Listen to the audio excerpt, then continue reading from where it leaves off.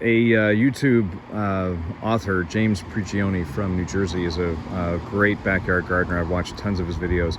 He had one on this hoop house, which looks basically identical to mine, with a couple little changes that I made that I'd like him to consider, or other viewers to maybe think about, if it makes their if it fits their situation. So you can see I largely did exactly what James wanted. So I built these semicircle hoops on the end. I've got the plumbing fittings, the pipes that go through. That works great.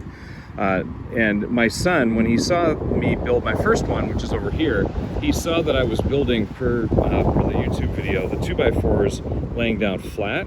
And he said, you know, and he saw I was having some difficulty drilling the bolts in, or the screws in, from the side.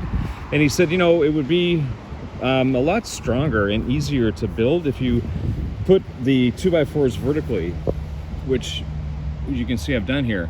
And I had to think about, well, how would I attach the 1x2s, etc. But basically, it works just fine.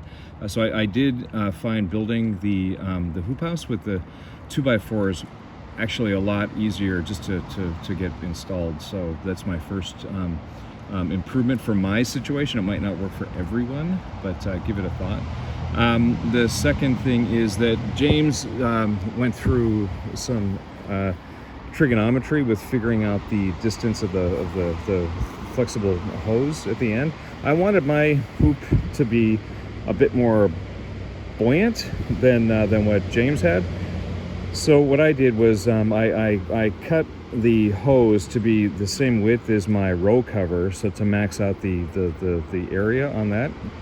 And then, you know, when I got it installed, the hoop, it fell down a little bit. It was flat like a pancake. So what I did is I took a piece of wire, and you can kind of see it through here, and I just drilled a hole through the hose, put the wire through, wrapped it around, and then brought it over to this end, and then I tightened the wire to the point where I was happy with the shape and height of my hoop.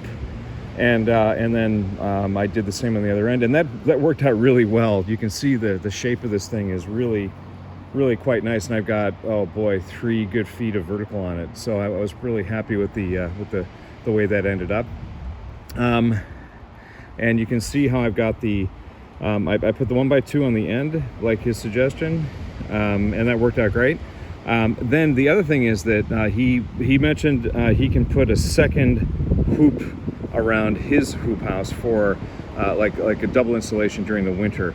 I'm going to need that here. I'm in Vancouver, British Columbia. It doesn't get freezing cold here, but it gets really wet. So in the winter, I think what I'm going to do is, it is cold enough to not allow veg to grow really well. But what I'm going to do is try to get a piece of plastic installed on this, and then turn this into a mini greenhouse over the winter, and then I'll see you know, how that gets on.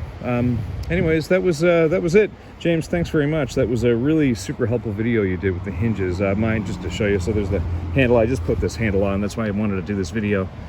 But yeah, it works just per your instruction, and you can see the corner fitting, the little caps that you've suggested. It works great, and all the best to you.